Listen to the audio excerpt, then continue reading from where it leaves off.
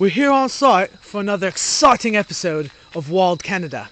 We're here in Mystic, Canada, which is in the Connecticutian part of Canada, which makes sense if you don't think about it. Now, we're about to launch this tandem kayak into their water over there.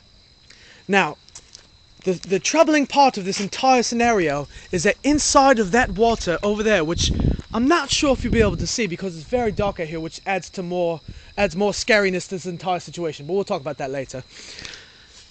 There is thousands, if not millions, of 30 to 50 foot fish and our sharks, and as you can see, I've just slid into the water. I am knee deep in this water. This water is at least 50 degrees right now. My feet are saturated. They are like sponges for a dishwasher. Now, as you can see, my leg is underwater. My leg is not supposed to be underwater. See, this here ramp is very, very slippy. And my colleague here is going to help me out. I've just made this trip 10 times more difficult than it needed to be. Now, as I was saying, there are 30 to 50 foot fish, sharks, whales, whatever you want to call them in this water. They are very dangerous. They are very scary. And if they have it their way, they'll eat us all for dinner tonight. We have to do everything in our power to make sure that doesn't happen. We have to use our poles, our lines, and our bait to wrangle these vicious creatures into this here tandem kayak.